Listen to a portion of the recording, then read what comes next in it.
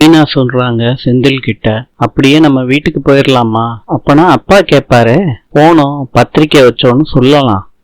அப்பா கண்டுபிடிச்சிருவாரு. பின்னாடியே விசாரிப்பாரு. உங்க அப்பா கிட்டதான். ஆமா, செஞ்சாலும் செய்வாங்க. இல்ல மீனா, உங்க அப்பா அம்மா கூட பேசி சந்தோஷமா இருக்கணும்னு உனக்கு தோணலையா? எனக்கு நிறைய தோணுதுங்க. நான் நல்லதே நினைப்போம், நல்லதே நடக்கும். வா. மீனா அப்பா கதவு திறக்கிறாங்க. நீங்க எதுக்கு இங்க வந்தீங்க? உங்களை யாரு வர சொன்னது?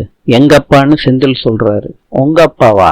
மீனா அம்மான்னு சொல்றாங்க. கதவெல்லாம் எப்பயோ முடிஞ்சு போச்சுன்னு மீனாவோட அப்பா சொல்றாங்க. உள்ள போய் பேசலாம்ப்பா. வீட்டுக்குள்ள காலடி எடுத்து வச்சா காலை ஒடிச்சிருவேன். பா, எந்த விஷயமா வந்தோமோ அதை சொல்லிட்டு போயிடுறோம்ப்பா. எந்த விஷயமும் தேவையில்ல. ஓ மீனா, இதில் சொல்றாரு. எங்க அண்ணனுக்கு கல்யாணம் வச்சிருக்கோம், அதுக்கு பத்திரிக்கை கொடுத்துட்டு போலான்னு வந்தோம்.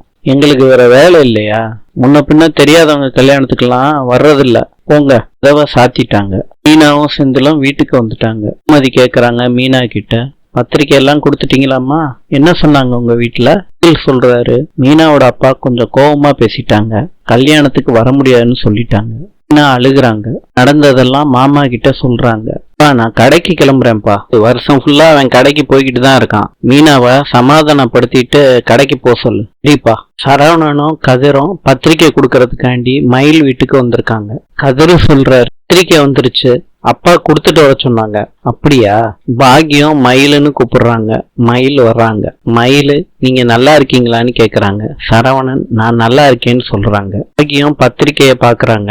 ரொம்ப நல்லா இருக்குன்னு சொல்றாங்க. பொண்ணு வீட்டுல சாமி படத்துக்கு முன்னாடி வச்சு கும்பிட்டுட்டு பத்திரிக்கையை எடுக்கிறாங்க. இன்று ரஷ்யாவின் தலைநகரம் மாஸ்கோ. நாளை சந்திப்போம்.